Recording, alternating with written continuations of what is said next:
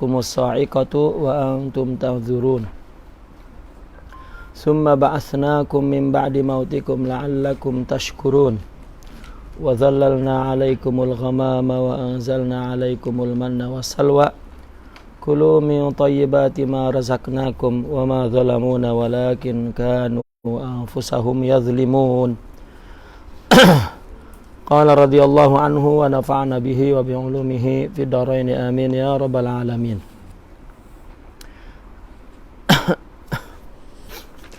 Ayat sebelumnya adalah kisah Nabi Allah Musa setelah berhasil membawa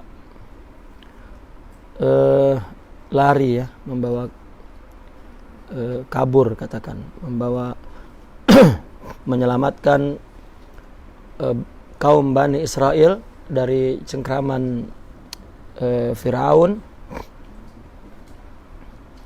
Kemudian berakhir di Bukit Tursina,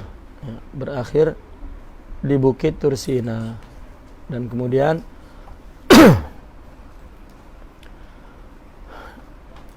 di Bukit Tursina itu ditinggallah mereka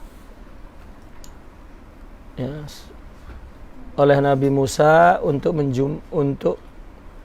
bertemu kepada Allah di atas bukit, untuk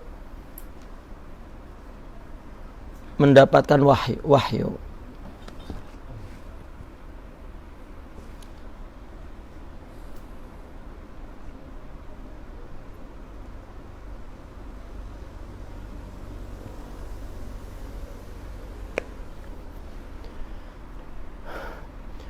Namun selama 40 hari. Namun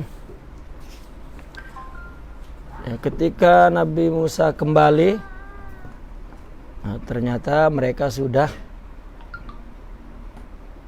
kafir, yaitu menyembah lembu ijal yang dibuat dari emas.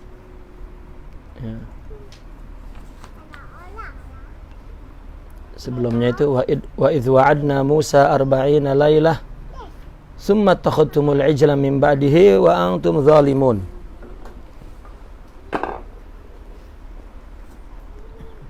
Kata Allah, ketika kami telah berjanji kepada Musa 40 malam, kemudian kalian menjadikan lembu setelah itu sebagai Tuhan, dan kalian melakukan kezaliman. Summa afawna ankum min ba'di dzalik la'allakum tashkurun. Kemudian setelah itu kan disuruh taubat. Ayat taubatnya itu sebelumnya itu, yang taubatnya adalah dengan membunuh dirinya. Wa idz atayna Musal kitaba wal furqana la'allakum tahtadun. Nabi Musa membawa kitab, membawa wahyu untuk memberi hidayah.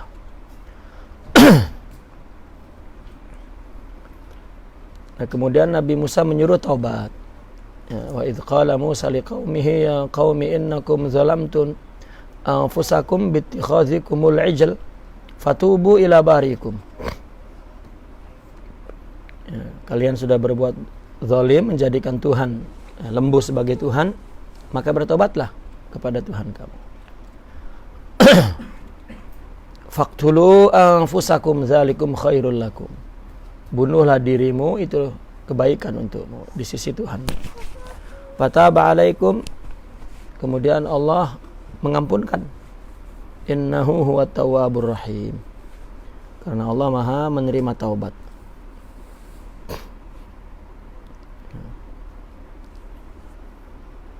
Kemudian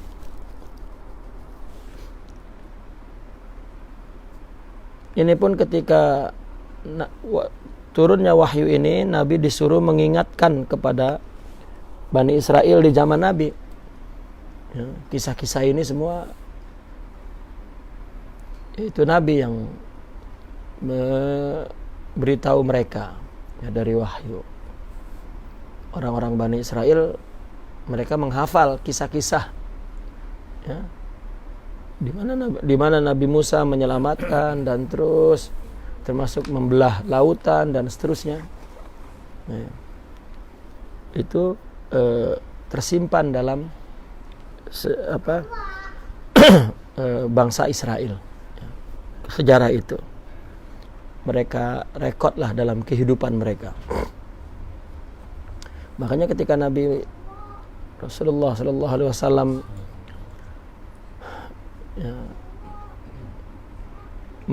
menceritakannya, mereka terkejut. Gitu. Artinya mereka percaya kalau Sayyidina Muhammad itu adalah Rasulullah. Termasuk kisah-kisah ini pun kata-kata wa iz atayna wa iz qala wa iz wa'adna wa iz faraqna, itu kata-kata iz itu maksudnya adalah ingatlah kamu gitu. Wa iz itu. Ini juga wa iz qultum ya Musa lan nu'mina laka hatta narallaha jaharah. Ya. Ingatkanlah kepada mereka ketika kalian dulu berkata kepada Nabi Musa, lan nu'mina laka hatta narallaha jahrah, kami tidak akan mempercayaimu sehingga kami dapat melihat Allah secara jahrah, secara jelas, terang, nyata, tanpa ada halang. Gitu. Fa'akhazatkumus sa'iqatu, maka kemudian mereka ditindak atau oleh sa'iqah, oleh petir, oleh kilat. Wa antum tangzurun, dan kalian menyaksikan itu. Artinya melihat dengan secara sadar.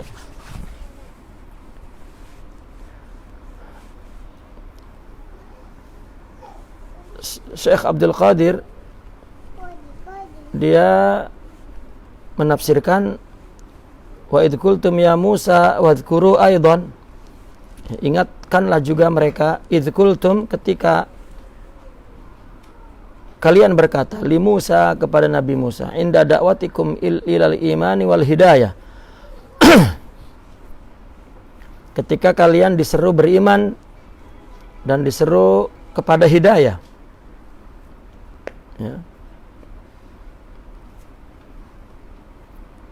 Ya Musa, wahai Musa, al-mudda'i lirisalah, yang mengaku membawa risalah, ad-da'i ilallah, yang menyeru kepada Allah, bi mujarradil ikhbar, dengan sekedar kabar. Artinya dengan sekedar memberi kabar. Ya kan semua nabi itu, nabi itu pemberi kabar maknanya. Nabi dari naba. Naba itu kan berita. Naba. Nabaun. Itu berita. Berita yang menjadi sumber pengetahuan. Itu berita. Maka dikatakan nabi pembawa berita. Gitu.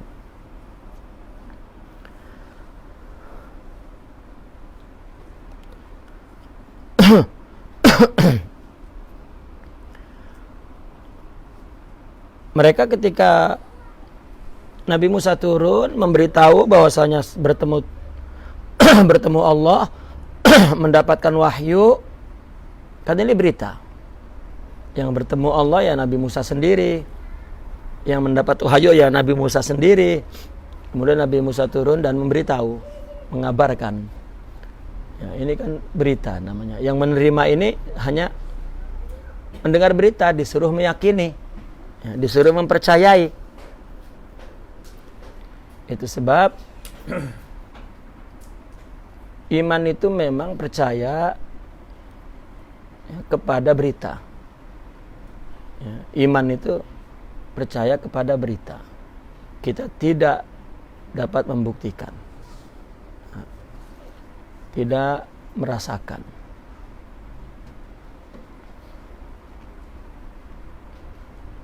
Rasulullah Shallallahu Alaihi Wasallam juga ketika beliau diangkat menjadi Rasul, ya, beliau sendiri di atas bukit, lalu kemudian turun menggigil, istrinya percaya.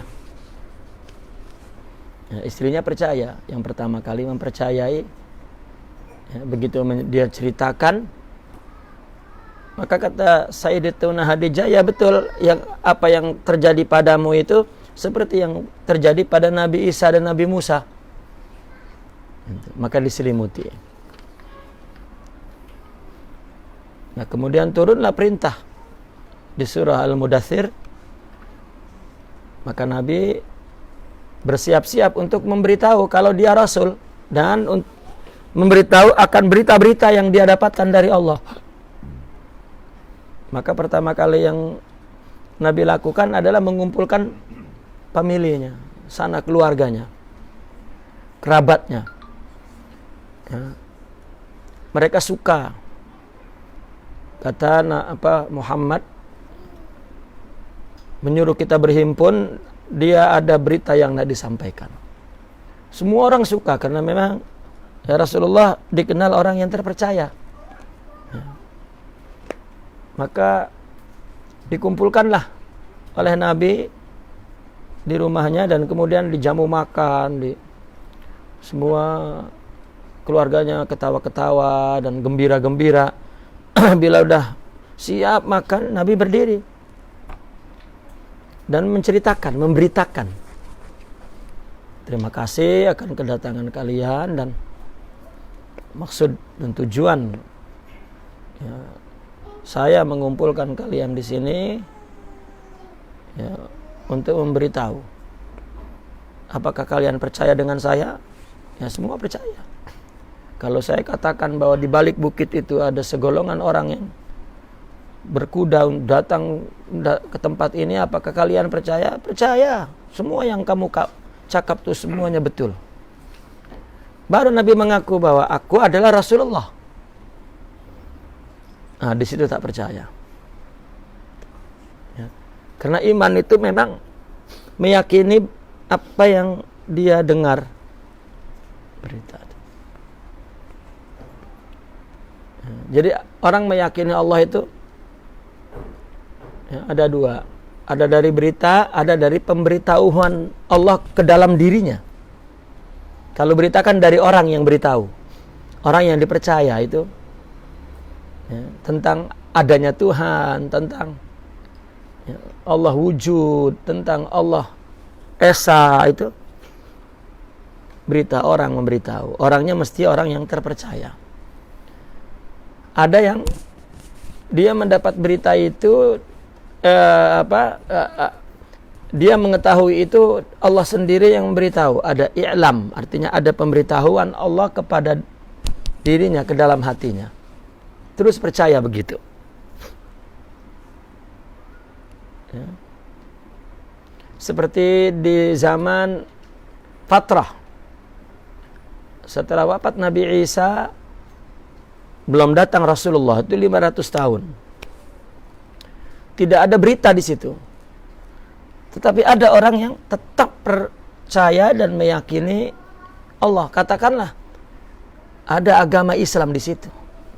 Ya, agama tauhid. Dari mana tak ada berita? Dari Allah yang beritahu. Ya. Karena setiap abad bumi ini tidak akan kosong dari orang yang ma'rifat kepada Allah. Ya, tidak. Kenapa? Karena ada Allah itu saja. Dan tidak ada Tuhan lain. Ya, barangkali kalau ada Tuhan lain, ya, ada masanya Tuhan kita tak berkuasa, Tuhan lain yang berkuasa, jadi kosong lah dari utusan-utusan Tuhan yang benar. Ya, ini kan tidak ada. Tidak ada Tuhan lain. Maka tidak ada abad yang kosong bumi ini daripada orang yang mengenal Allah. Jadi kalau ada orang yang berkata misalnya rasanya wali, tak ada. Tidak ada di dalam dunia mereka. Tidak ada di dalam mindset mereka. Tidak ada di dalam cara hidup mereka. Ya. Karena mereka memahami agama ini materialistik, memahami hidup ini ya, hedonistik. Jadi kemudian dia mengambil kesimpulan secara subjektif, rasanya wali tak ada. Tapi kalau dia wali, dia merasa rasanya wali ada, karena wilayah itu adalah penanganan Allah. Ya, penanganan Allah artinya bahwa dia orang-orang yang dikasihi oleh Allah, dilindungi oleh Allah, dijaga oleh Allah, ya, diberikan pengenalan kepada Allah, maka dia merasa wali ada. Wali ada, dan dia dapat berjumpa, dia dapat meyakini, dia karena memang dunianya seperti antum diilhami oleh Allah tentang ilmu ekonomi misalnya, ya, dan hidup dengan kehidupan ekonomi dan membaca ilmu ekonomi, maka jumpa pakar-pakar ekonomi. Banyak sangat rupanya. Gitu.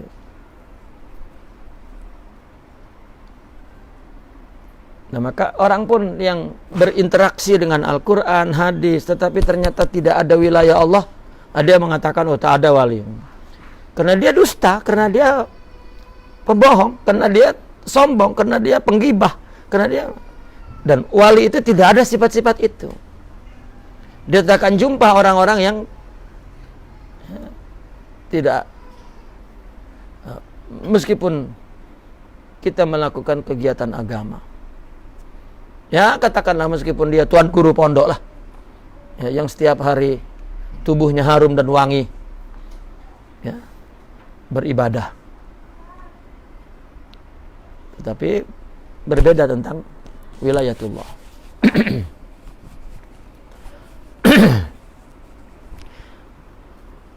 Nah,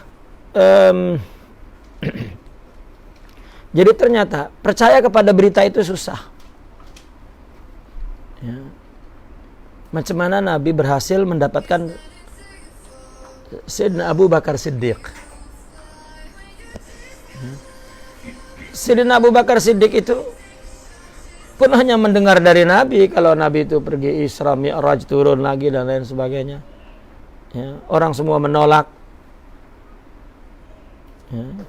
Lalu Abu Bakar orang panggil, ini dia orang rapatnya nih. Tengok-tengok kawanmu tuh.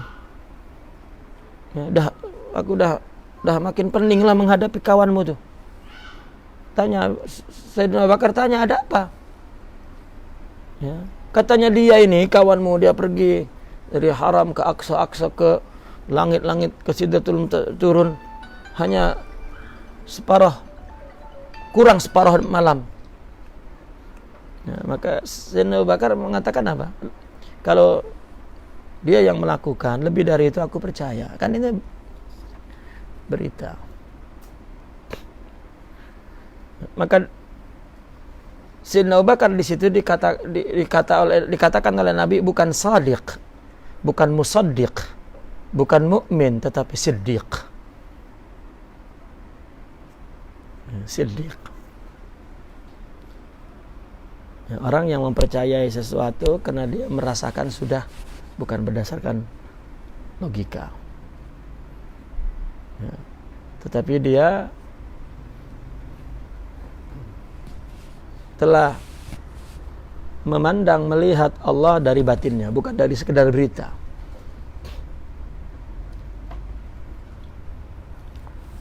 Nah, Nabi SAW semua Nabi sampaikan, ya, percaya kepada berita. Orang datang nak dialog dengan Nabi, Nabi dialog dengan ayat Al-Quran. Orang Arab tengok ayat-ayat itu, bahasa itu, kata-kata itu tinggi, sangat dalam, sangat, ya, percaya dengan Nabi karena kata-katanya itu luar biasa. Ini belajar dari mana? Semua orang tahu. Ya. Nabi belajar di mana? Nabi kalau tanya tentang sejarah suruh tanya Sayyidina Abu Bakar. Ya. Tiba-tiba Nabi tahu berbagai perkara yang orang tahu bahwa di mana Nabi belajar tak ada. Maka Nabi pernah berkata, Addabani Allah, Addabani Rabbi fa ahsana ta'dibi. Yang mengajarkan aku adalah Tuhanku dengan sebaik-baiknya pengajaran. Gitu. Nah, semua dengan berita. Tapi kemudian apabila agama ini diamalkan oleh kita, karena kita percaya kepada berita itu, nah maka pada gilirannya nanti Allah berikan pemberitahuan tentang Allah, ya, bukan dari teks berita tetapi langsung ke dada, ya. Itu yang istilah kemudiannya disebut ihsan, ma'rifah, syuhud, ya. Yang ulama mengatakan ihsan itu adalah iman yang syuhud, ya. Iman yang dalam sekali itu, ya. Dan ihsan juga adalah Islam yang sempurna. Ketika orang sholat zahir saja itu Islam kan. Tetapi kalau dia melakukannya dengan jiwa khusyuk, maka itu ihsan. Jika ihsan itu ya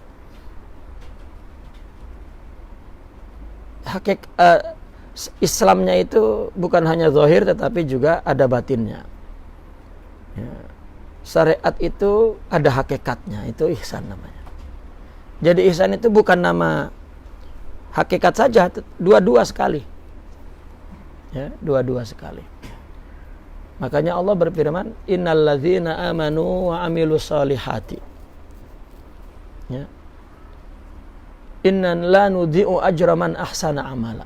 Orang yang beriman dan beramal soleh, yang tidak kami sia-siakan adalah orang yang beramalnya dengan ihsan. Nah ini orang yang telah melihat Allah karena diberitahu Allah, ya, bukan karena berita. Bukan karena berita, ya. Maka iman itu percaya kepada Allah atas dasar berita, atas dasar informasi, bukan atas dasar pemberitahuan Tuhan ke dalam dadanya, ya. Nah maka di kemudian orang-orang sufi menceritakan tentang Tuhan, tentang Allah, ya, berdasarkan yang dia saksikan oleh hatinya, yang kemudian disebut ilmu hakikat. Tetapi kalau kita juga mengetahui ilmu hakikat itu dari membaca, itu juga sama masih berita, ya, masih berita. Bukan berarti karena kita menghafal, membaca ilmu hakikat dan memahaminya, kita berarti telah dapat pemberitahuan Allah, ya, atau syuhud atau iman batin. Tidak. Selama itu dari teks, apapun itu ilmu, dan ilmu adalah pemberitahuan, ya, tentang berbagai informasi. Itu berita. Sama saja orang menguasai ilmu-ilmu, katakan yang hakikat ini kan ilmu wahbi. Kalau yang ilmu pemberian anugerah Tuhan, kalau yang ilmu-ilmu seperti ilmu kalam, ilmu itu kan ilmu kasbi, ya. Orang yang punya pemahaman terhadap teks lalu disusun menjadi sebuah bidang ilmu yang sempurna. Ini kan hasil kasbi.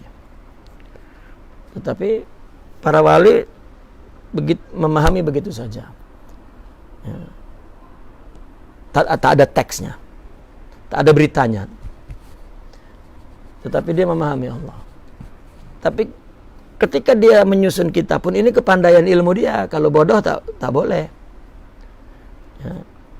Wali syuhudnya nyata tapi tak punya ilmu bahasa, tak punya ilmu syariat, tak cakap senyap. Macam orang cinta tak pandai mengusunnya kata-kata. Ya. Tahu-tahu jantungnya jatuh saja karena kuat sangat cinta. Diucapkan tak pandai. Tetapi kalau pandai, wow. Ya. Seperti Al-Imam Ibnu Arabi pandai mengurai semua apa yang disaksikan di dalam. Ya, mengungkapkan, menyusun kata-kata apa yang ada di dalam hatinya. Bahkan bukan hanya apa yang dia rasa. Ya, yang dirasakan oleh para aulia lain, dia boleh terangkan. Gitu. Dia kolektor azwaq. Penghimpun zauq. Gitu. Imam Ibnu Arabi. Jadi buku. Kita baca. Ini pun informasi aja. Tidak tahu rasanya macam mana. Tetapi ulama-ulama aulia itu menghibur. Jika kamu paham itu sudah bagus. Jika kamu paham itu sudah bagus.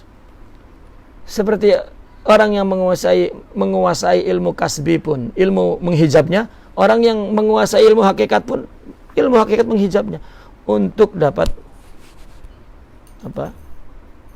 menyaksikan Allah. Ya, untuk dapat menyaksikan Allah.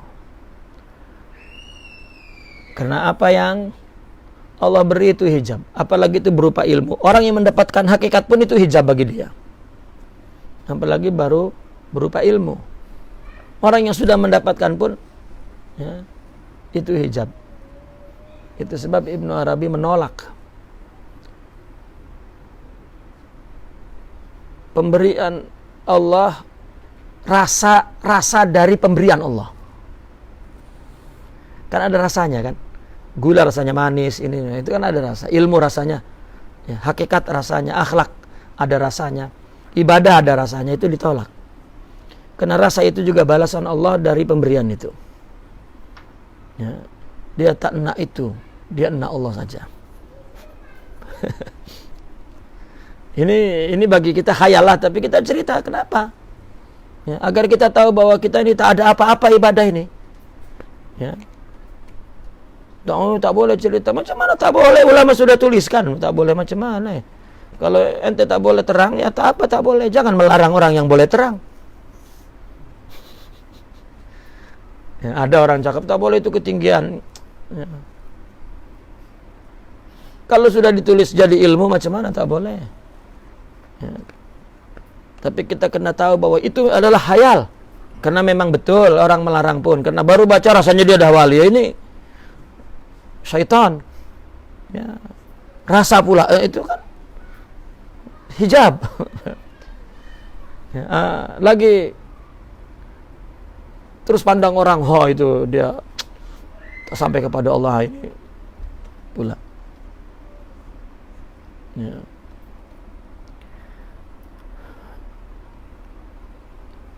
Kaitannya dengan ayat ini, bahwa apa yang dikatakan oleh Bani Israel ketika Nabi Musa cerita, aku ketemu Tuhan, aku dapat ayat, inilah ayatnya, bla bla bla bla.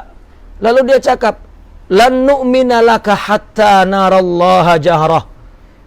Seolah-olah anta ini cakap macam-macam. Mana Tuhan? Coba tengok mana Tuhan. Suruh nampak di depanku.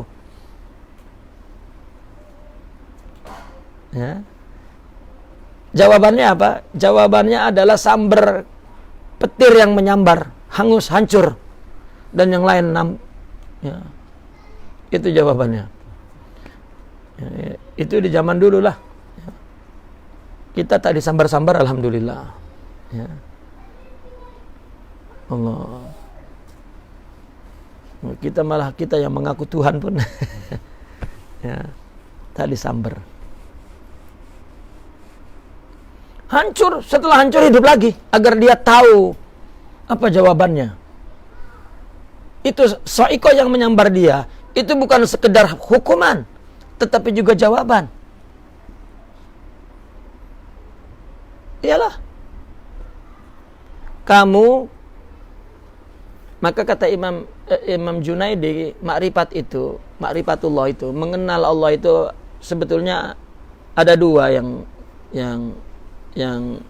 kita boleh paham. Pertama ma'rifatu ta'rif, kedua ma'rifatu ta'arruf. Ya, mengenal Allah melalui ta'rifnya. Ta'rifnya ya, manusia, artinya katakanlah saya semua ini, saya semua, wujud saya semua, sifat saya semua, fi'il saya semua, mula ada hingga mati, dan semua takdir, nasib, suratan, ketentuan ya, saat per saat, hari per hari, tahun per tahun ya. Itu semuanya adalah definisi Tuhan untukmu, tapi untuk saya yang lain-lain lagi. Maka tidak boleh orang itu ikut campur kepada orang lain, karena semuanya urusan Tuhannya, bukan urusan siapa-siapa. Kita pun tak tahu apa yang terjadi pada diri kita. Apakah kita boleh mempersoalkan kepada Allah, ya Allah, kenapa aku lahir menjadi putra seorang ayah yang miskin dan bodoh? Kenapa aku tak lahir dari sebagai anak Syekh Abdul Qadir Al-Jilani misalnya? Ya kan tak dapat. Ya, kita anak istri cantik tapi dapat istri ya pas-pas. Ya. Sudah. Dan kita tak tahu. Karena kulla yaumin huwa fi sya'an. Semua Allah urus. Urusan Allah semua.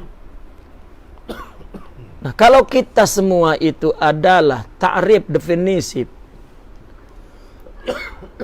penerangan, penjelasan, petunjukan, persaksian ya, Tuhan ya, dirinya kepadamu, apa yang kurang jelas? Ya seperti kita berdiri di depan pokok mangga ya, besar pokok mangga itu dengan buah-buahnya ya. Kita nak tanya macam mana biji mangga itu mana, kenapa cari biji mangga, ini ini yang keluar dari biji mangga ini dah. Nah, seperti itu. Mana Tuhan? Nak cari di mana?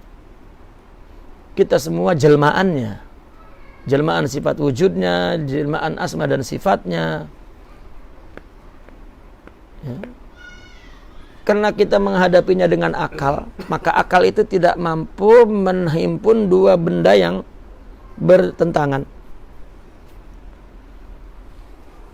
ya, tidak mampu. Akal itu memandang kita aku dan Tuhan itu dua. Aku dan engkau. Nah, dua ini tauhid dua inilah yang bahaya.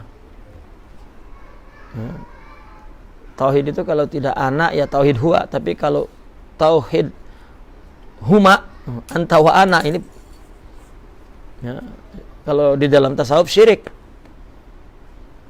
Dan itu akal memang syirik. Maka kata Imam Sya'rani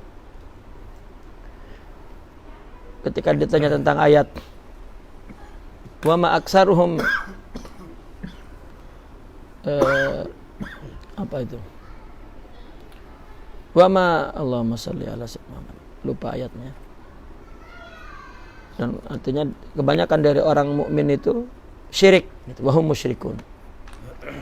Ada ayat Al-Qur'an macam itu. Imam Sya'rani ditanya apa artinya, disebabkan akal.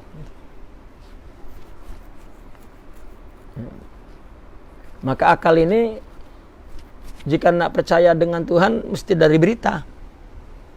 Ya. Dari wahyu, kalau tak mampu. Sudah dari wahyu pun tak mampu mengistiab, menguasai informasi semua ayat. Sering orang bertanya, keburukan dari dirimu, kebaikan dari Allah. Kenapa orang sufi itu cakap semua dari Allah, itu akal tuh. Ya, padahal di belakang itu sudah dinyatakan juga oleh Allah. Qul kullun min indi rabbihim, min indina, min indi rabbih. Ya, katakan semua dari sisi Tuhan. Karena akal tidak mampu. Ya. Maka akal memandang aku dan engkau. Jadi ada dua, dan kemudian engkau ya Allah memaksaku. Ya, itu akhirnya Jabariyah. Ya, Jabariyah itu timbul dari pemahaman akal, di mana dia memandang bahwa dia dan Allah itu dua-duanya punya kehendak. Tiba-tiba kehendak Allah memaksa kehendak kita, sampai kita tak berdaya dibuatnya. Kita nak kaya tapi Allah meminta miskin. Gitu. Pandangan ini kan berarti Allah zalim. Padahal Allah berfirman, wa ma ana bidzulamin lil abid, saya tidak menzalimi hamba. Ya.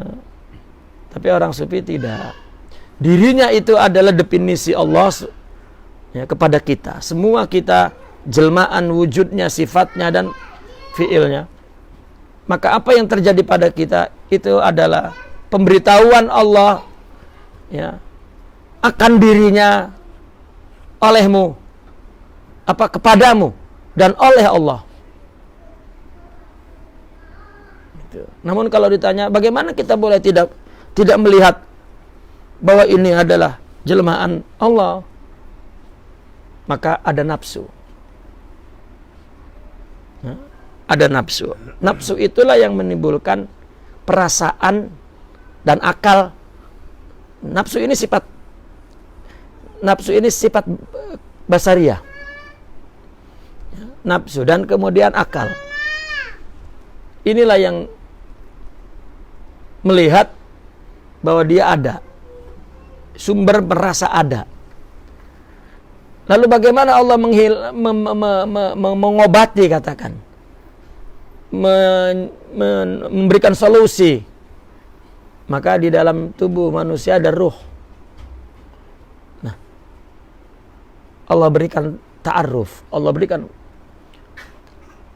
cara untuk mengenal dirinya.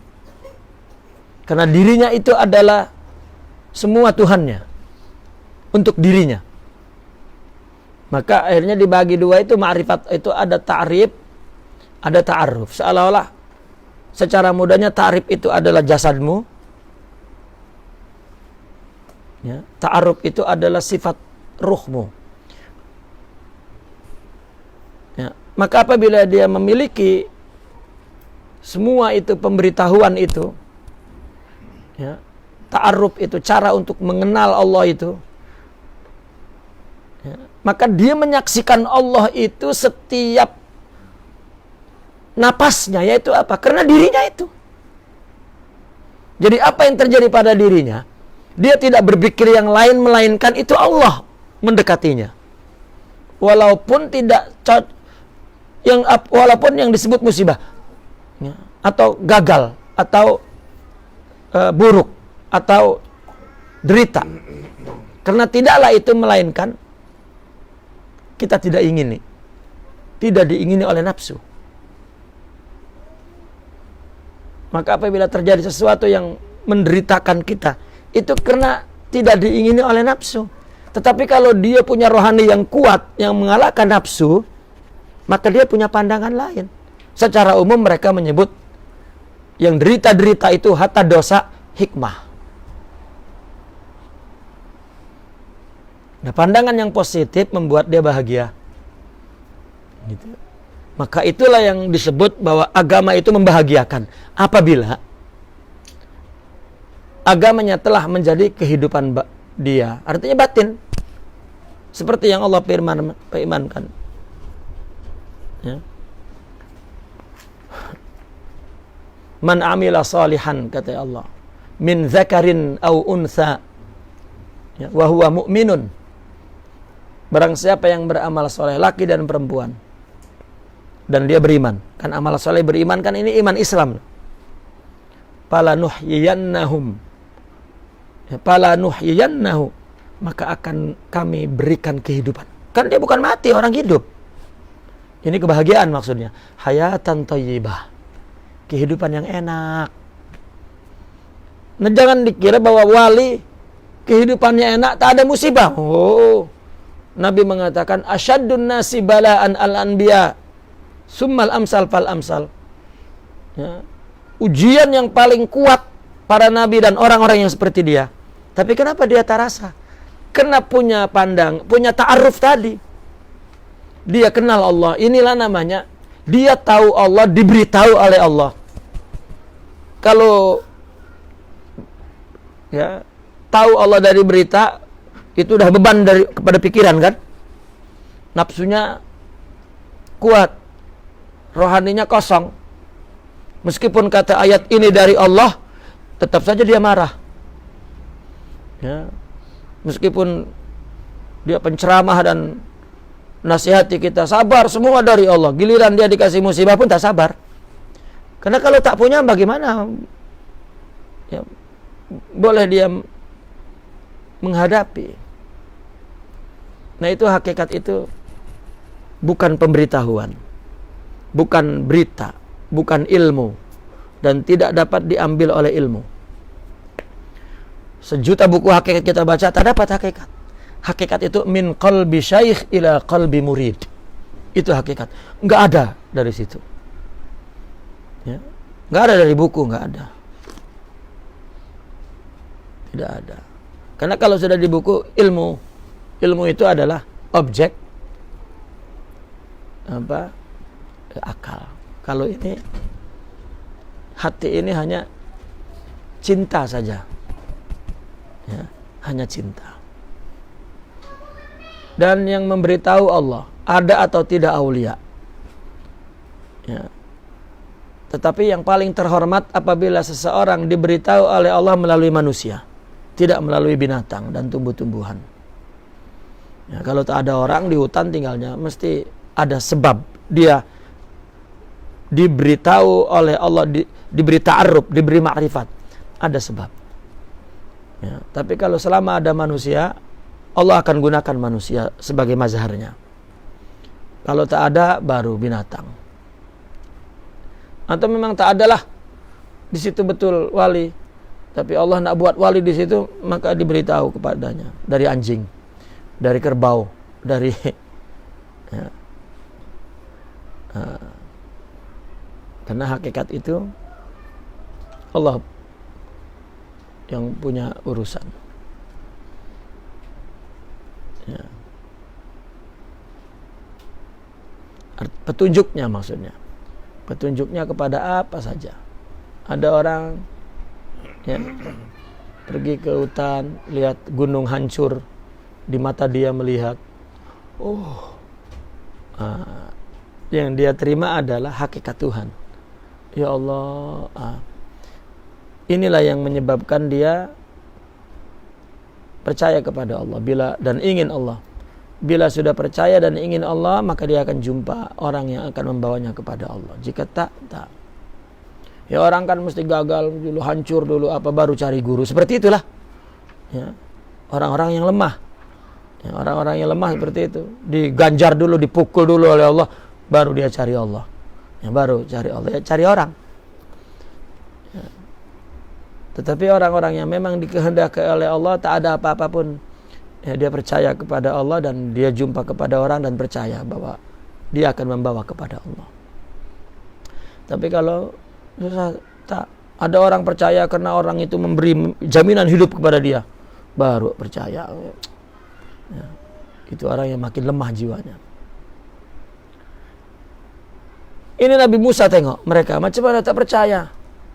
Dia dibawa lari oleh Nabi Musa dari cengkraman Firaun, mulai selamat dari laut dan orang Firaun tenggelam.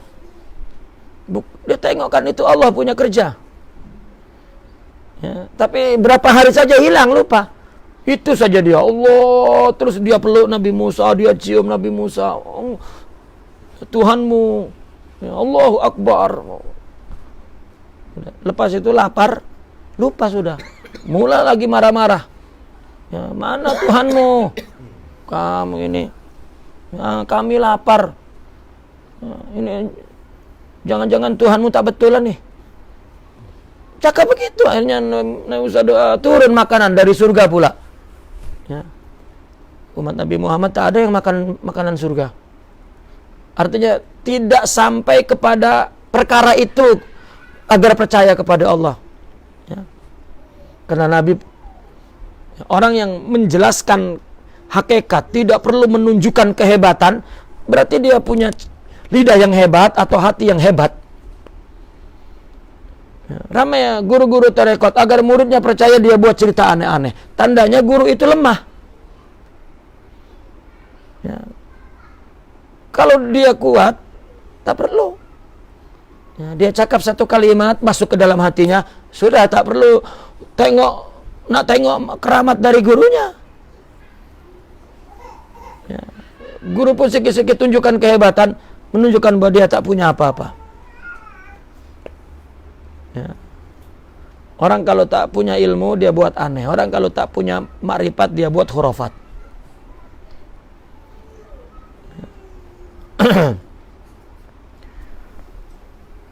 Lepas makan pun, wah memang Tuhanmu, oh puji-puji. Rupanya haus.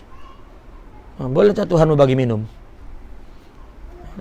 Aku uji sekali lagi kalau memang dia hebat bagi minum. Ya.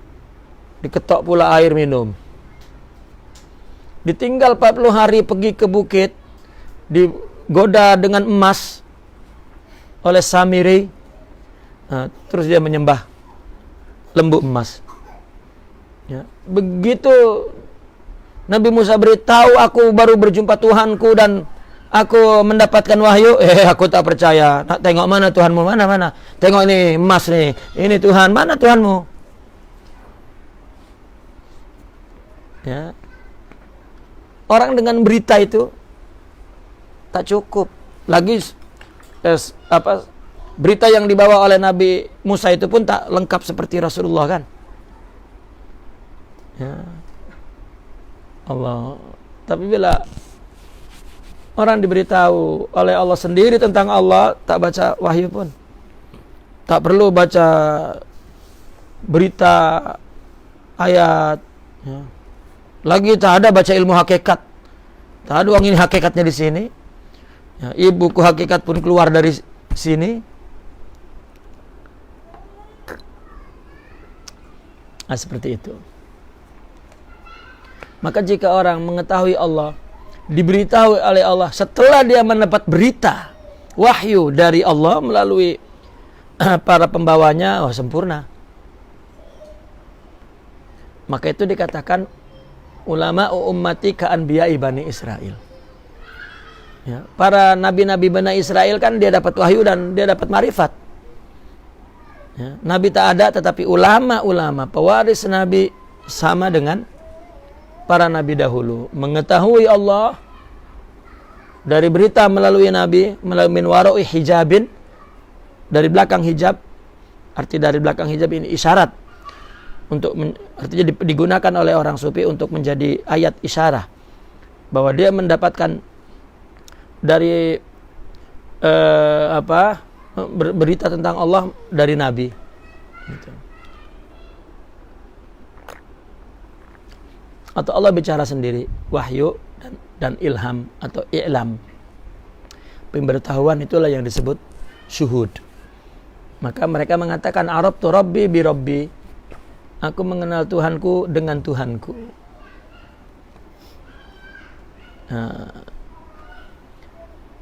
Nah, disambar petir, hilang, hancur, lalu kemudian hidup lagi. Siapa yang menghidupkan ini? Siapa yang menghancurkan ini? Semuanya kamu, berarti itulah berita Tuhan. Lalu nak cari Tuhan di luar, di mana lagi untukmu? Kamu sudah man arafa nafsah faqad arafa rabbah. Itu makna disambar petir, mati kemudian hidup lagi. Dan orang yang disambar petir dan hidup lagi, dia tahu itu.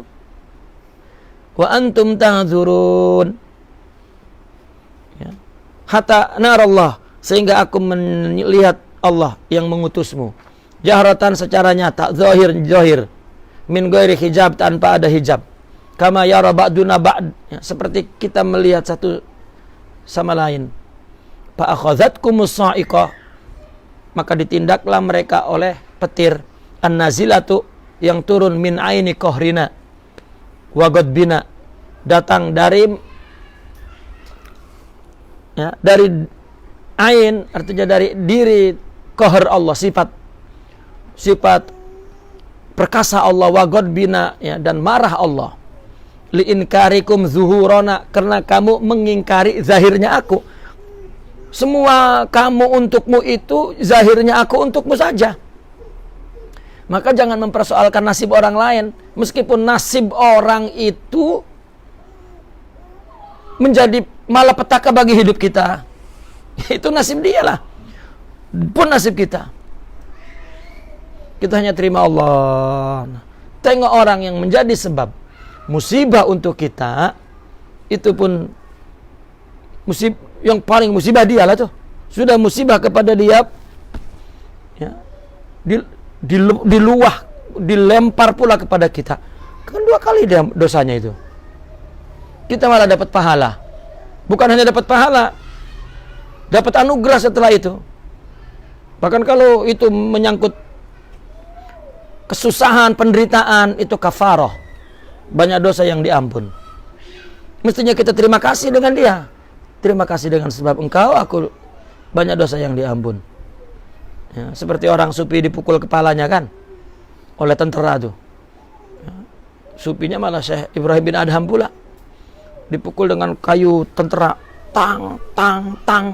Ya. Syekh Ibrahim bin Adham kepalanya botak. Dipukul kepalanya tak. Ya. Ya. Pergi. Dia marah tuh kan. Dia tahan, ya Allah. Syuhudnya itu. Ya. Tiba-tiba dia mampu menanggulangi kemarahannya, dan dia boleh memandang positif kepada orang yang memukulnya. Makrifatnya itu pun berkata bahwa ini pandangan positif pun, dan boleh menerima ini pun Allah bagi. Ini anugerah besar ini dari Allah. Apa sebabnya? Orang itu coba bertambah positif pula pandangannya kepada orang itu.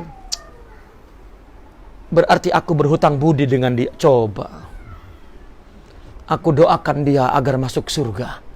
Ya Rabb, ya, tolong masukkan dia ke surgamu ya Allah. Kenapa? Ya, mereka para aulia itu tak mau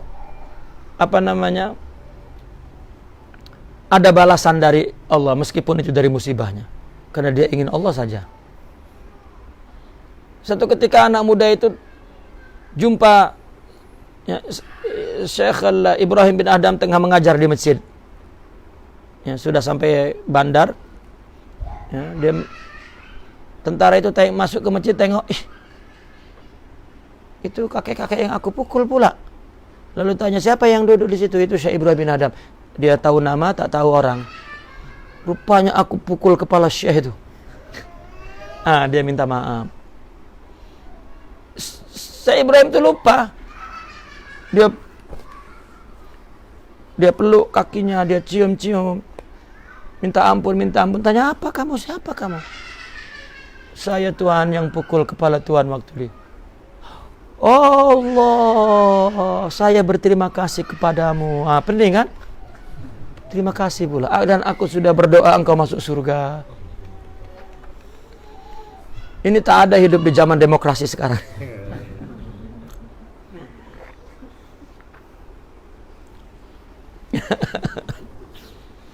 Tak ada. Mungkin ini mimpi bagi kita. Biarlah ini jadi mimpi.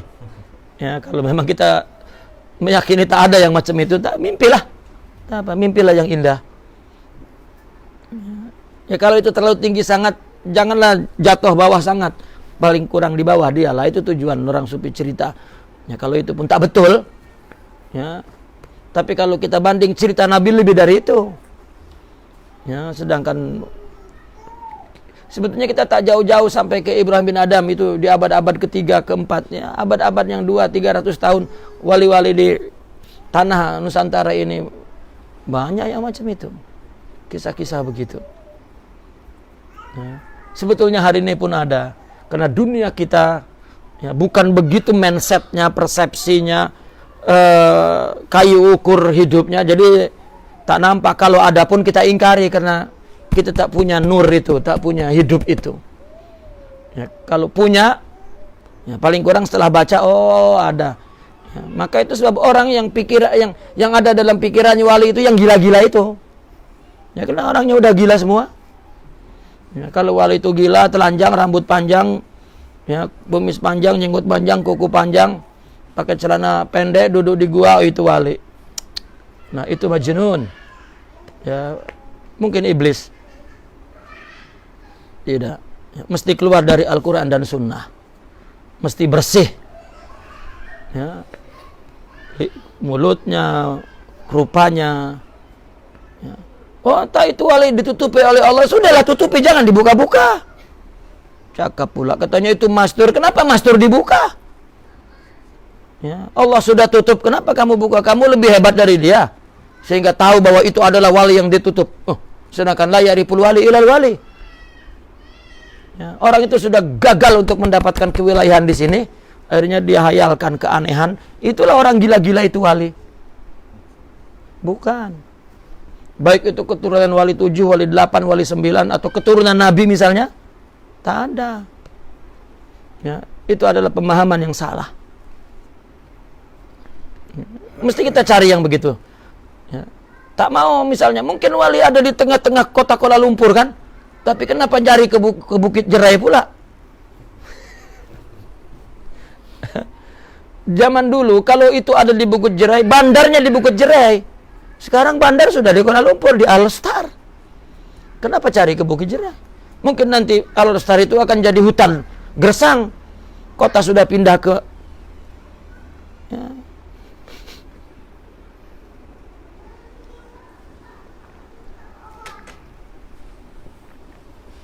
Wa antum tangzurun, dan engkau menyaksikan. Summa ba'asnakum, itu ili inkarikum, karena kamu mengingkari zuhurana, zuhur kami, alladzi huwa azhar minasyams, lebih nyata daripada matahari. Kalau kita tengok matahari itu di luar diri kita. Kalau kita, ya, hari-hari kita nyaksikan Allah, yang kita nampak adalah ketentuan hidup kita, enak tak enak dan seterusnya, padahal itu Allah.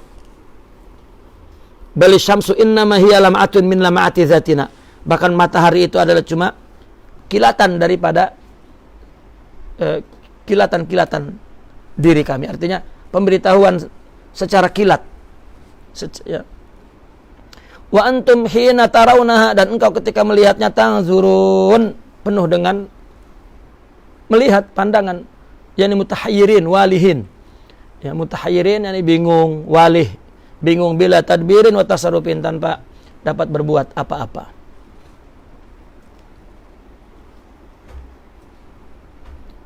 Ila ansir tumpanin, sehingga kamu menjadi hancur. Makhurin tahta qahrina, tunduk di bawah pemaksaan kami, di bawah keperkasaan kami, kata Allah. Ini kami ini seolah-olah Sidi Abdul Qadir Al-Jilani menggunakan bahasa dialog, bahwa seolah-olah inilah cakap Allah, ya, ayat itu.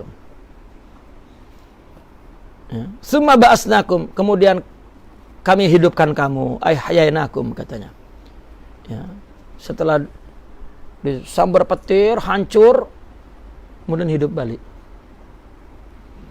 Bitajallil lutfi, dengan tajallil lutuf. Min ba'di mautikum, setelah mati kamu. Wa panaikum bil qahri wal ghadab, itu ghadab ya, bukan ghasab, itu kasih titik.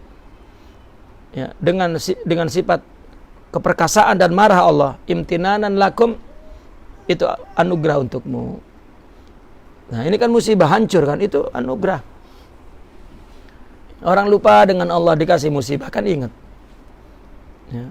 Orang yang ingatnya Allah itu Masya Allah sampai masuk ke dada itu adalah ketika orang dapat musibah. Allah itu ibadah belum tentu dapat.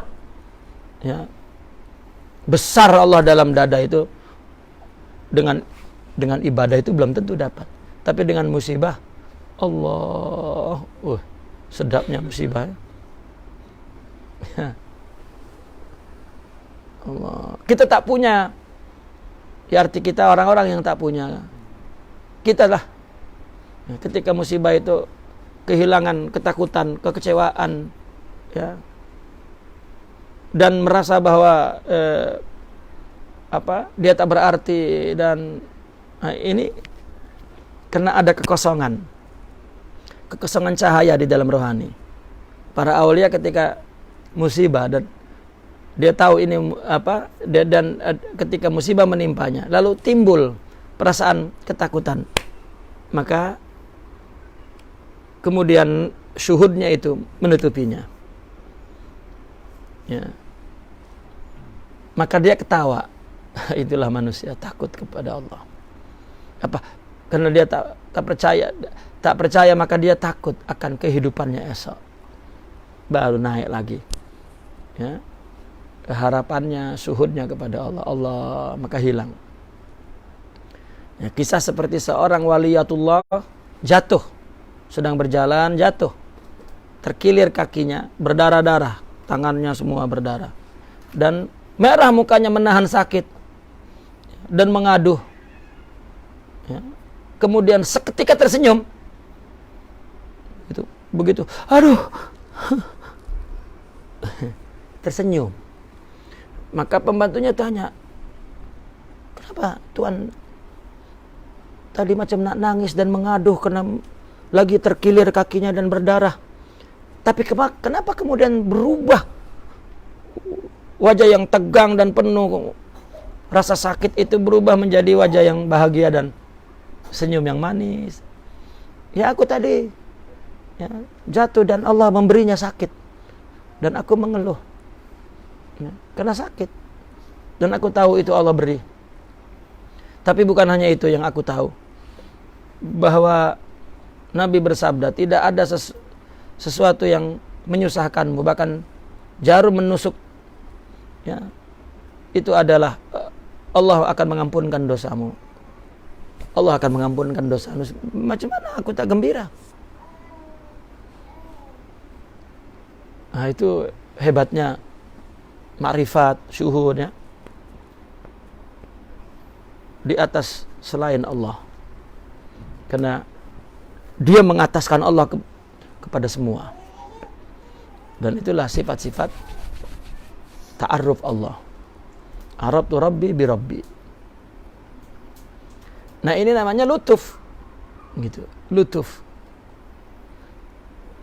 Ya. Kita hidup nih enak, nanti tak enak, nanti tak enak. Ada rasa boring, tiba-tiba ini qahr, ini lutuf, qahr, lutuf, qahr.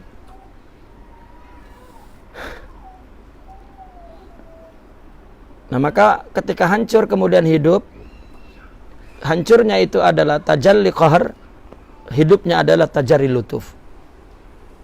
Ya, lalu kemudian mereka percaya. Ya. Kemudian mereka percaya.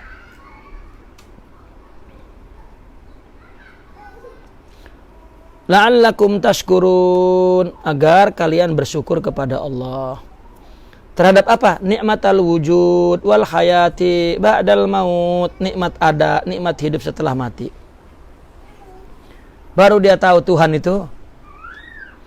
Wa ta'taqidunal hasyral mau'uda bihi fi yaumil jaza wa tu'minuna bih. Dan kamu meyakini hari dihimpunkannya nanti yang dijanjikan oleh Allah di hari pembalasan, dan kamu mempercayainya.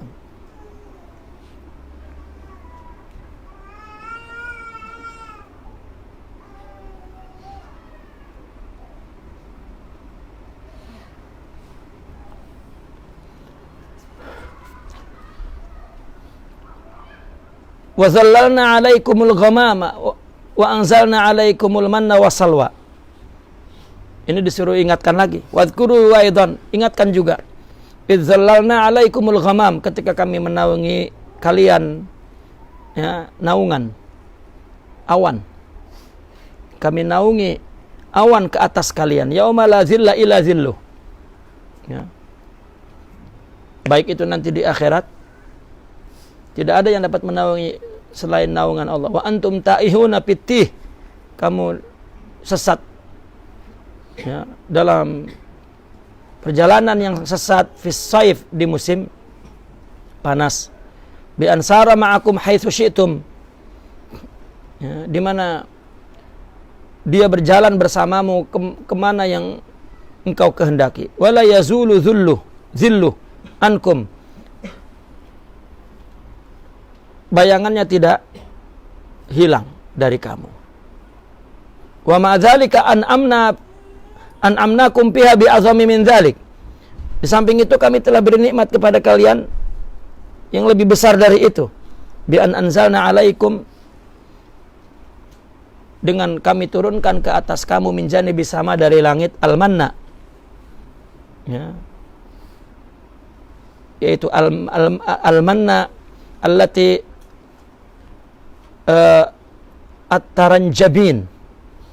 Ini minuman, manna ini, ya. Ya.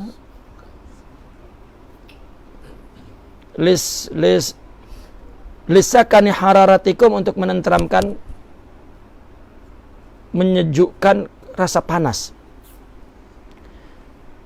Ya, tapi di sekitar Afrika ada mana itu macam getah pokok, ya, yang tumbuh di sebuah pokok tertentu. Ya. Getah itu menyimpan di dalamnya manis sekali. Ya. Tetapi ulama menjelaskan mana itu bukan itu tapinya. Ya, lebih kepada minuman surga. Wa anzalna ligizaikum, dan kami turunkan untuk makanan kamu as-salwa. Ini seperti burung, ya. Wa huwa as-sumani. Ya. Burung as-sumani. Wa au misli, atau seumpamanya pin nuzuli min janibis sama, turun dari langit. Wa abahna lakum tanawulahuma, dan kami bolehkan untuk dimakan keduanya itu. Wala takfuru biha, dan janganlah kalian kufur kepada semuanya itu. Bi an qulna lakum, dengan kami katakan, kulu min thayyibati ma razaqnakum, makanlah apa-apa yang baik dari yang telah kami rezekikan kepada kamu. Min khasaisin ni'am, dari beberapa macam nikmat. Washkurulaha, dan syukurilah. Wa ma zalamuna, dan tidaklah kalian berbuat zalim kepada kami. Bima'nil manafi waradul fawaid, menolak, mencegah berbagai manfaat dan faedah. Walakin kanu anfusahum yazlimun, tetapi, ya, mereka lah yang berbuat zalim kepada dirinya sendiri. Minal fawaid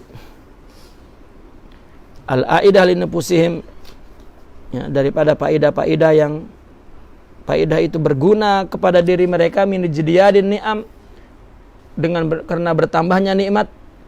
Fi idamati syukrina, di dalam dawamnya rasa syukur kepada kami. Wa taqarrubu ilaina fi iqamati hududina, dan mendekatkan diri kepada kami dengan melaksanakan hudud-hudud kami. Ya. Diingatkan juga sebelum terjadinya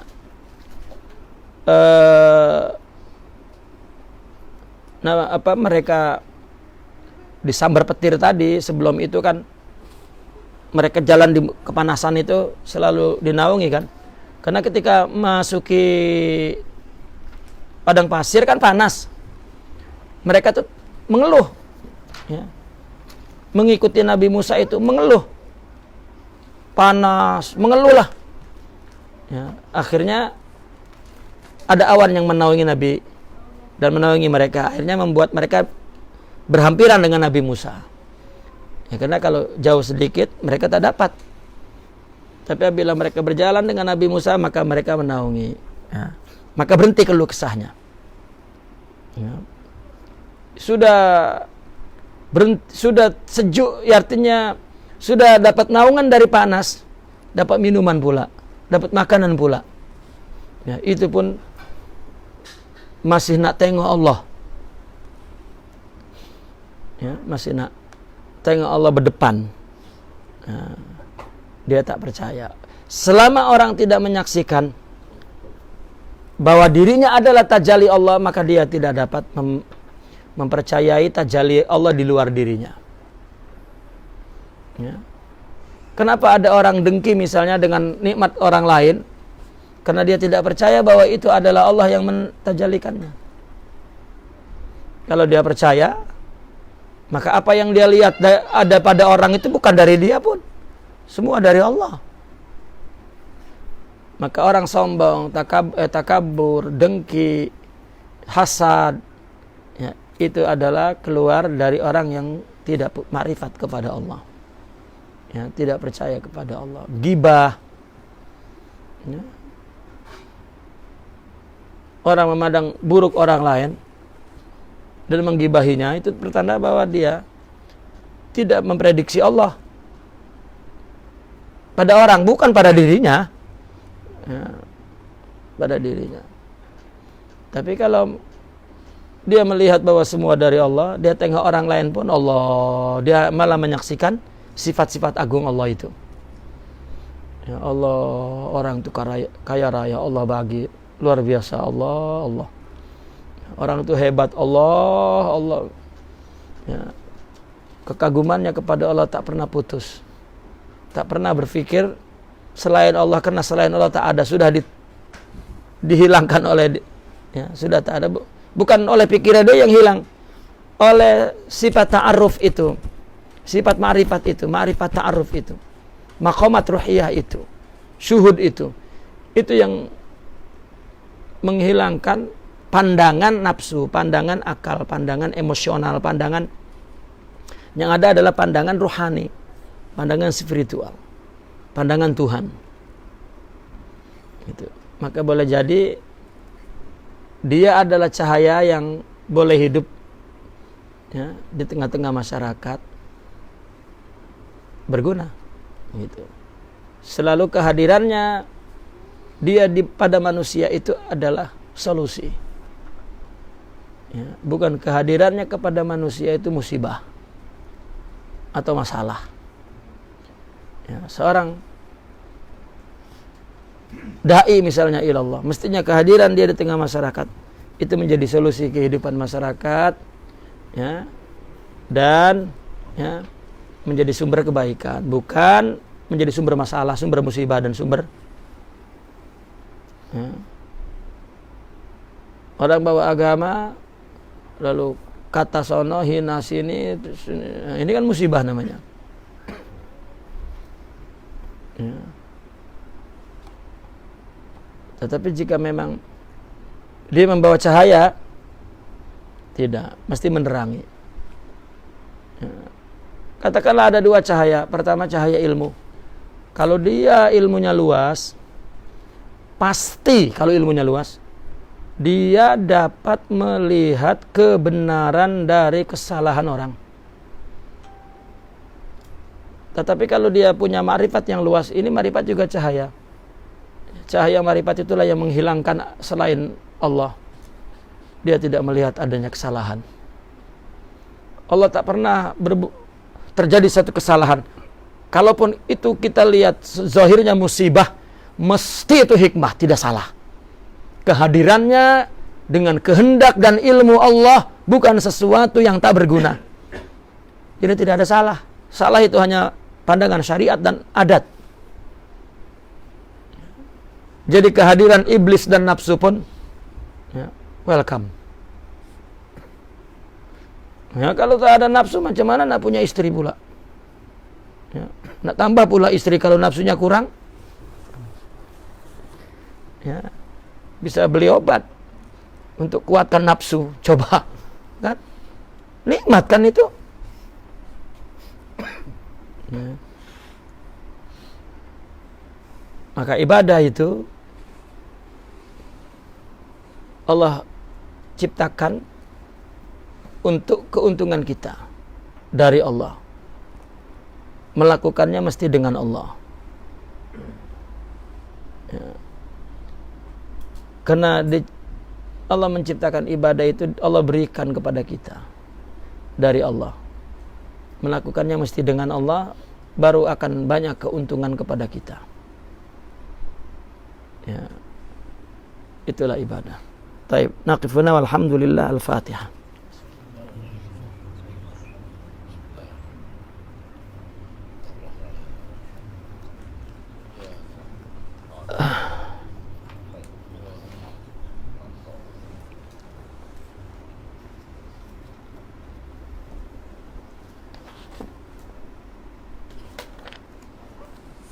Saya sudah setahun ya, tak mengaji setahun. Allah, sekejap rasanya. Jadi begitu masuk tahun 2018 tuh, jadwal tuh diubah. Saya minta yang susun jadwal tuh bagi saya waktu bagi saya minta waktu banyak rehat, agak banyak rehat. Rupanya begitu disusun, malah jadwal itu membuat saya tak ada rehat. Saya minta ubah jadwal agar ya, rehat banyaklah, tapi malah tak ada rehat. Dulu 2017 itu saya tak pernah kasih kekal jadwal, karena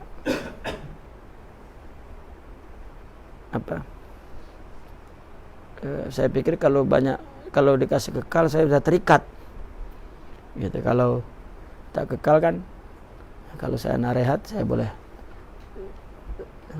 bagi. Tapi dulu ketika tak ada susun jadwal, banyak tembung. Orang minta 17 hari bulan, ya. Ada lagi yang minta 17 hari bulan, ya. Minta lagi 17, begitu waktunya tiga-tiganya call. Banyak yang macam itu, jadi saya minta jadwal tetap gitu. Tapi begitu jadwal tetap, lagi letih. 2018 saya minta 1 minggu tetap, 1 minggu tak. Maka minggu terakhir itu jadwal yang tetap di Selangor, Kuala Lumpur, 7 malam. Minggu pertama itu jadwal yang tetap di Indonesia, di Jakarta, di Banten, di Jawa Barat. Itu 7 malam. Ya. Memang kalau letih di Indonesia lah, karena dari 1 minggu itu ya mungkin jaraknya ya seperti ke Pulau Pinang, terus ke Pahang, terus ke Kuala Lumpur gitu. Ya. Kalau minggu terakhir itu di Kuala Lumpur kan sekitar itu aja, Kuala Lumpur, Selangor, Bangi,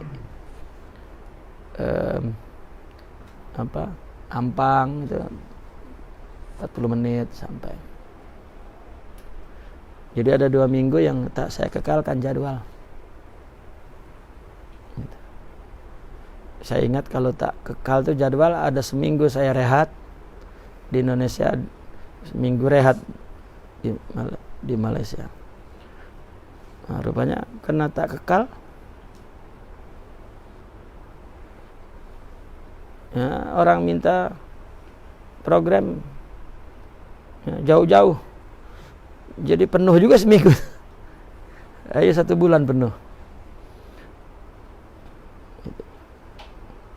Nah, jadwal 3 bulan sekali ke sini sebetulnya, ke utara. Tapi selalu ketika jadwal ke utara ini selalu ada seminar, ada konferensi, ada umroh, ada macam-macam lah. Akhirnya tak dapat. Nah, ubah jadwal tuh tunggu tahun baru lah. Tunggu tahun baru, nah ubah jadwal. Karena jadwal dibuat setahun.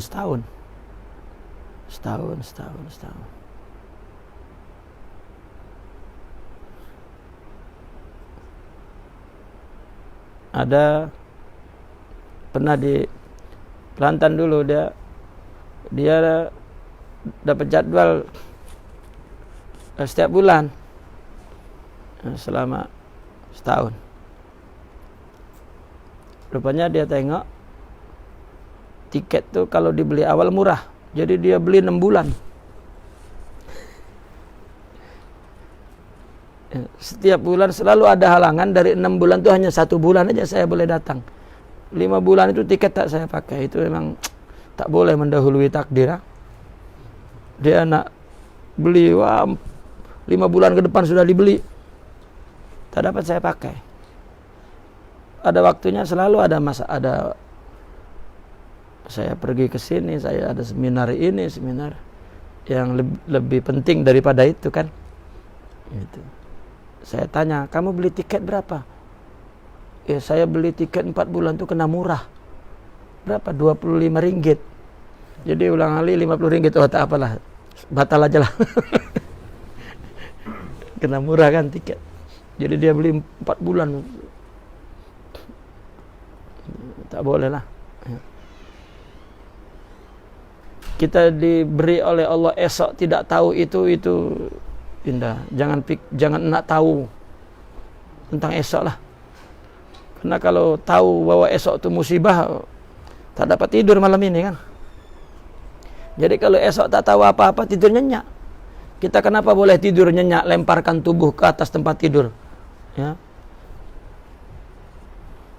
Esok orang tua kita wafat kan. Kalau tahu dari sekarang, tak dapat tidur. Ya. Jangan pula macam bomoh yang macam tahu apa-apa benda, dia pening nanti tuh. Ya. Jangan mengira bahwa wali itu boleh tahu apa, tak. Ya. Bahkan kalau Allah bagi tahu pun dia menangis. Kenapa? Karena diberi beban sesuatu yang bukan dia pelakunya, itu Allah punya urusan. Kenapa dibagi saya? Ya. Orang nak jadi wali nak itu pula, ini kan orang gila. Ya, orang gila, orang tak dewasa.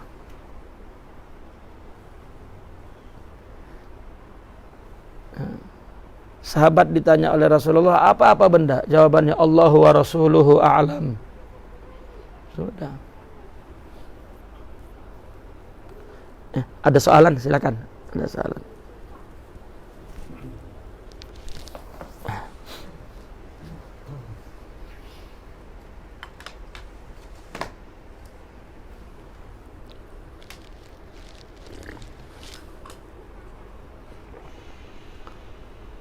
Ya. Fadhal. Ada soalan. Ada satu ulama yang dia cakap, engkau maha tunggal di langit dan aku tunggal di bumi. Apa maksudnya? Perkataan itu perkataan Syekh Abdul Qadir Al-Jilani. Kurang lebih kata-katanya begini. Anta wahidun fis samai wa ana wahidun fil ardi.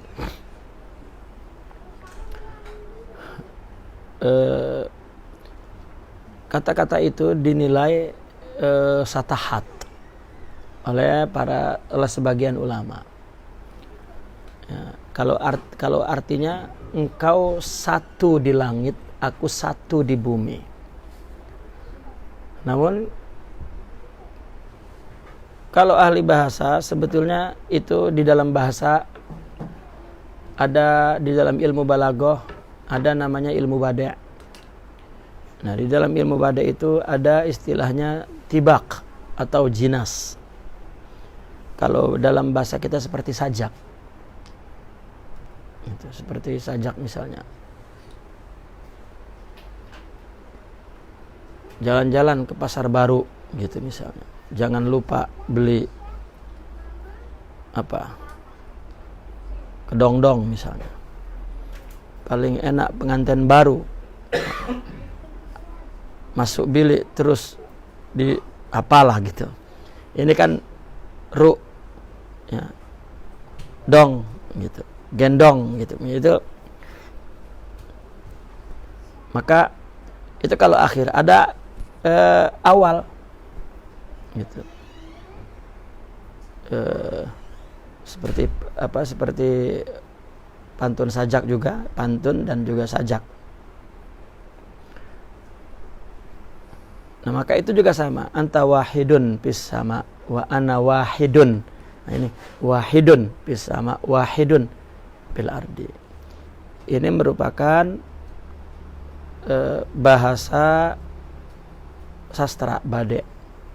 Jadi ada kesamaan wahid wahid. Itu. Artinya bukan semata-mata maknanya bahwa dia sendiri dalam arti terhebat, dalam arti bukan. Gitu. Tapi itu semata-mata hanya keindahan kata-kata. Nah. Namun demikian pun ada makna yang ingin disampaikan oleh Syekh Abdul Qadir Al-Jilani. Gitu. Ketika beliau menyampaikan dakwah dan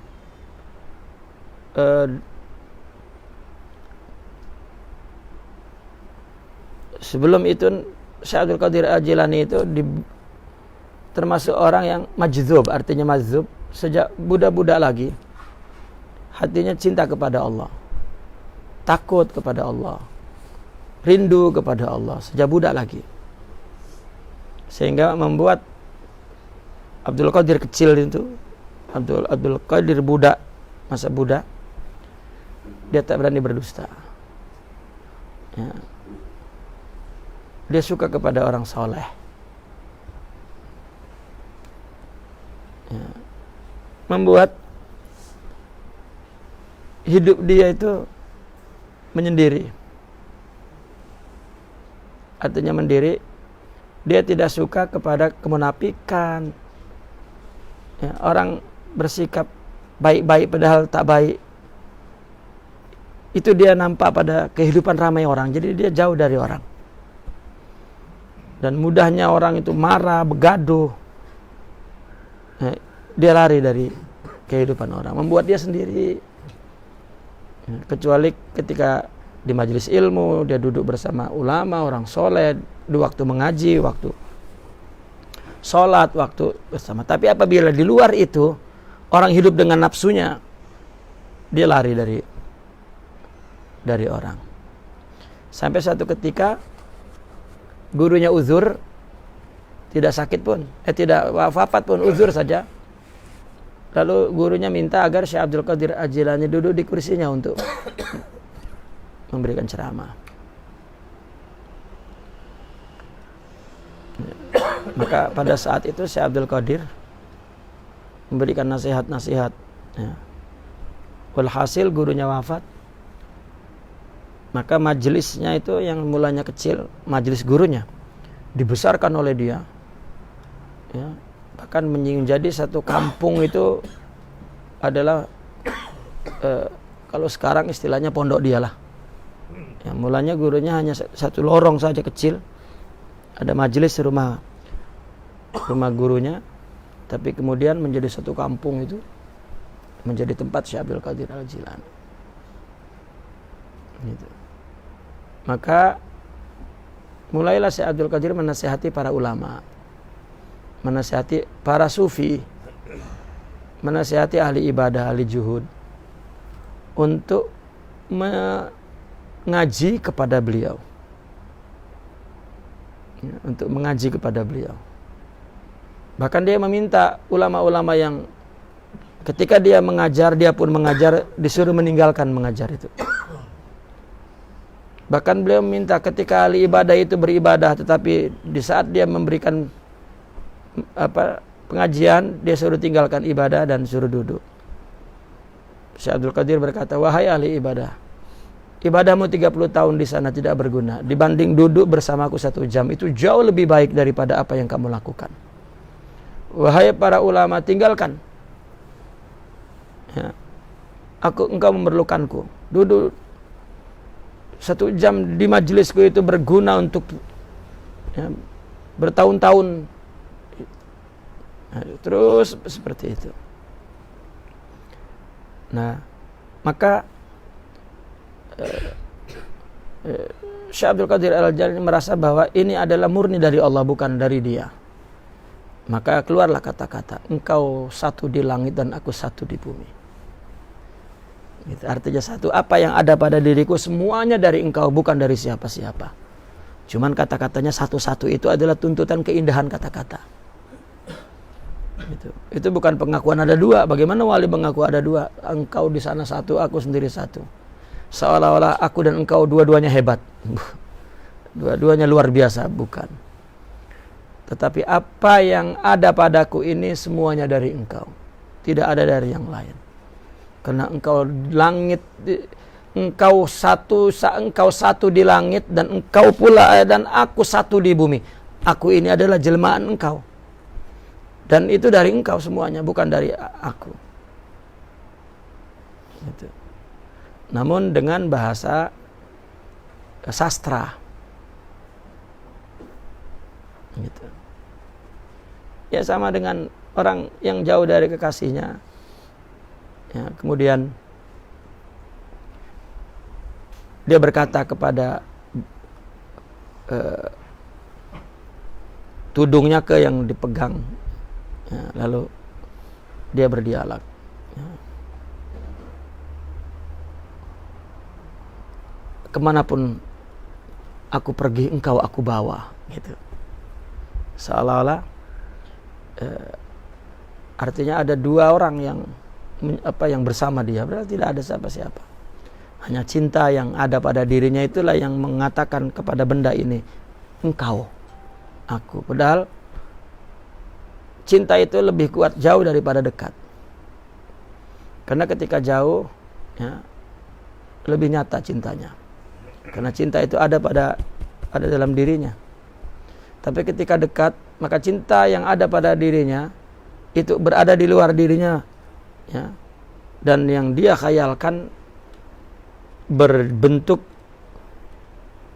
orang lain, artinya orang selain dirinya. Maka itu kecil cinta itu kalau dekat itu dengan surah kekasihnya. Tetapi kalau dia jauh dari kekasihnya, makin besar cinta itu. Ya, makin besar. Nah, baru dia berkata seolah-olah dia berdua padahal sendiri. Itulah cinta yang mendalam. Ya, wallahu a'lam. Anta wahidun fis sama wa ana wahidun fil ardi. Kurang lebih begitu kata-katanya. Itu perkataan Syekh Abdul Qadir Al-Jilani.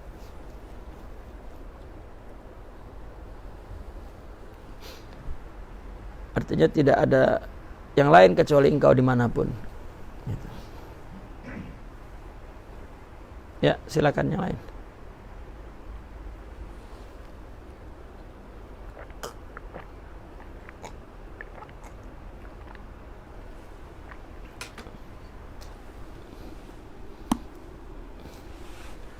Allah. Sudah, tak ada ya. Muslimat. Ada soalan tulis boleh?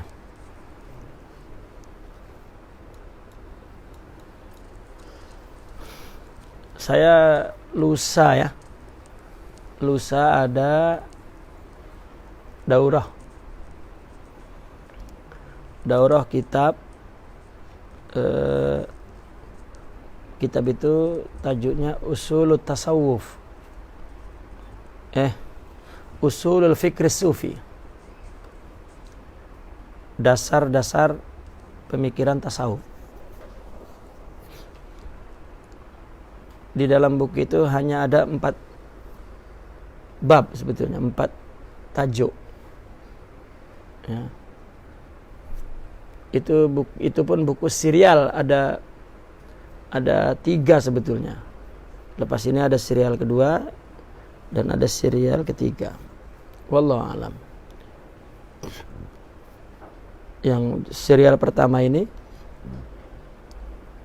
itu ada 4 tajuk. 4 tajuk ini dalam realita kehidupan umat Islam selalu dipandang ada dikotomi, ada pemisahan. Yang pertama fikih dan tasawuf. Yang kedua zahir dan batin. Yang ketiga ilmu dan ma'rifat. Yang keempat ibarat dan isyarah. Nah, ini dalam kehidupan umat Islam yang umum, tapi kalau orang-orangnya khusus enggak, orang-orang yang khusus ada orang-orang yang punya pengetahuan, punya ilmu yang luas. Tapi secara umum ya, bahwa fikih dan tasawuf misalnya itu terpisah. Lebih terpisah lagi ramai orang apabila dia menguasai Al-Quran, hadis misalnya, ilmu ya, dan ilmu fikih, dia sudah berhenti di situ dan merasa tidak perlu bertasawuf. Bahkan mungkin memandang orang sufi itu pun rendah. Ya. Kita sering dengar ulama mengutip, kalau orang sufi ini orang sufi ya, orang sufi ini, orang sufi berkata begini-begini itu sufi. Nah, terus dia, ini kan berarti seolah-olah lain dari fikih. Ya, lebih teruk lagi mengatakan orang sufinya sambil ketawa, artinya menghina lah. Gitu. Maka dalam buku itu kita nak hilangkan mindset itu.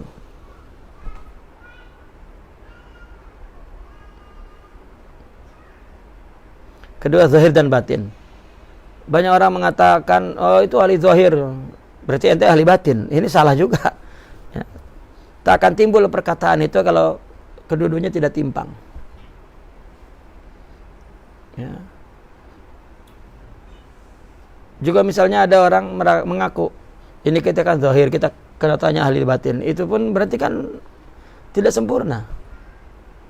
Nah, sedangkan agama itu fikih ya tasawuf, zahir ya batin. Ya, meskipun ya zahir lebih dulu, lebih penting. Ya. Tetapi zahir mudah rusak, mudah hancur tanpa batin. Ya. Maka buku itu mencoba untuk membangun mindset, ya, membangun persepsi yang benar ya, akan dikotomi yang ini terlalu lama umat Islam menghayati agama ini ya, menghayati agama ini dalam dikotomi yang berkepanjangan seperti ini. Jadi tidak pernah ya, patut timbul problem-problem itu akibat ya, dari kondisi itu. Paling tidak kita bangun persepsinya untuk meniadakan ada perbedaan antara fikih dan tasawuf, zahir dan batin, ilmu dan ma'rifat, ya, ibarat dan isyarah. Tidak sedikit ulama hanya membaca ibarah-ibarah, isyarat tak mau. Dikiranya berbeda. Tidak. Ya, tidak berbeda. Itu, maka buku itu sudah ada terjemahnya. Biasanya saya nulis Arab. Kalau orang kata tak mau kena bahasa Arab, ya saya bilang tak apa, karena saya mensarahnya pun bahasa Melayu juga. Tapi buku itu sudah ada terjemahnya. Arab Indonesia.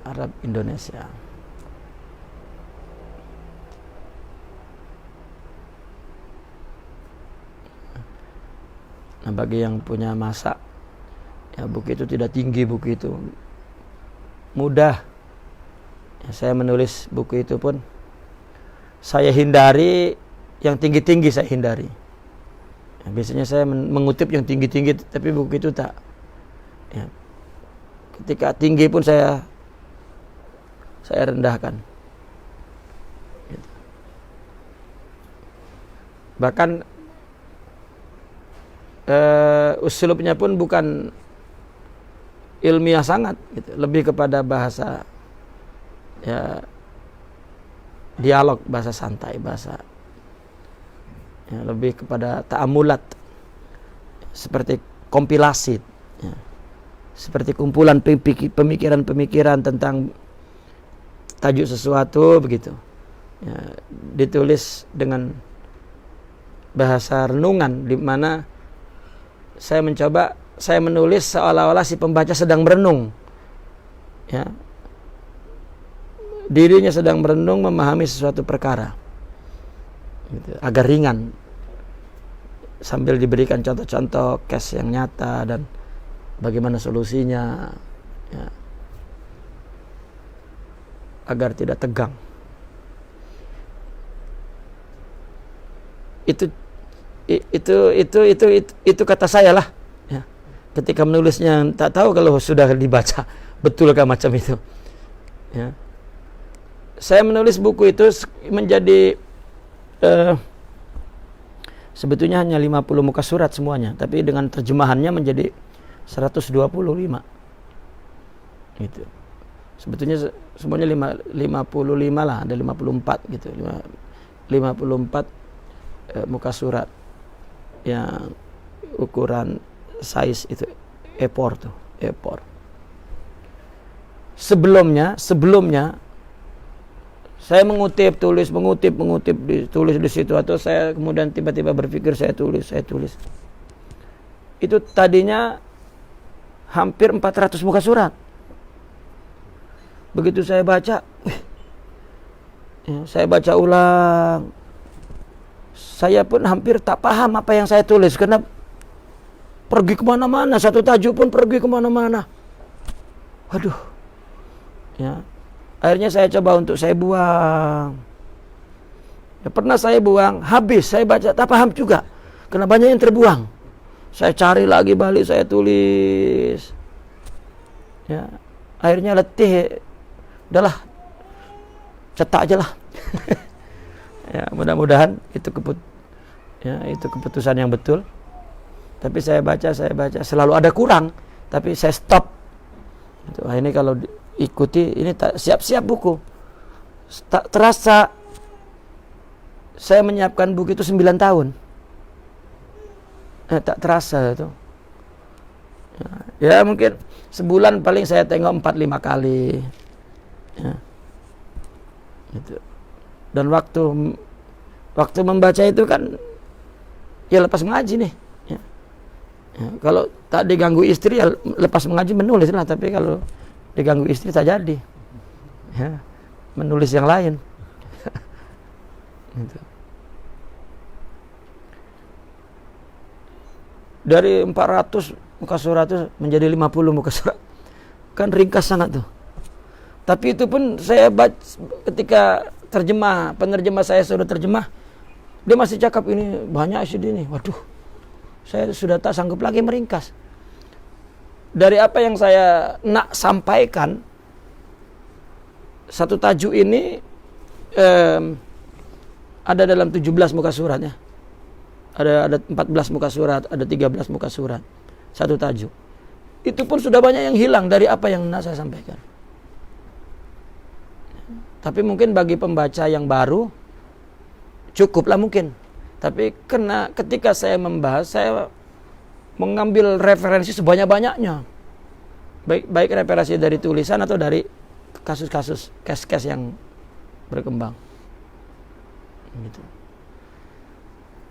Ya, mungkin yang membuat saya lama juga, saya tetap bertahan menulis dalam bahasa Arab. Gitu. Sudah nulis pun itu saya murojaah lagi agar betul menurut nahunya kan. Kalau mengutip mudah saja, sudah pasti betul. Terkadang kalau buku kontemporer itu ada salah juga itu. Ya, ulama Arab tulis. Tetapi kita punya dalil ilmu nahu yang luas, bukan ilmu nahu yang sempit. Kalau orang yang punya pengetahuan ilmu nahu yang sempit, dia cepat-cepat mendapatkan kesalahan. Tapi kalau dia punya disebut babut tausiah atau babul hamli fil kalam, kan ada dalam nahwu itu. Itu kalau dia sampai kepada bab itu belajar nahwu, mungkin dia akan paham. Ya, jika ada masalah maroj, masalah domir, ya, masalah penggunaan kata-kata muzakkar muannasnya, itu ya perlu punya, artinya menguasai al-haml fil kalam. Al-haml fil kalam itu artinya jika mendapatkan kejanggalan naat dengan man'ut atau kembalinya domir, ini ya, mesti dipahami berdasarkan alternatif kata-kata, alternatif kandungan makna yang lain daripada yang tertulis. Gitu. Itu min babi tausiah, agar kalam itu, bahasa itu menjadi elastis, tidak kaku. Gitu.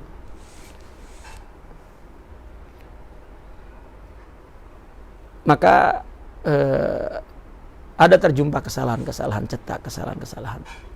Tapi yang paling penting adalah maksud daripada buku itu untuk menjelaskan agar orang tidak lagi membeda-bedakan antara zahir dan batinnya, sehingga tidak merasa cukup di zahir kalau belum sampai batin, dan juga membeda-bedakan antara tasawuf dan fikih, dan mereka mengerti apa istilah arif, apa istilah alim, dan apa sebetulnya yang dimaksud oleh orang sufi dengan memberikan gelar arif kepada tokoh-tokohnya.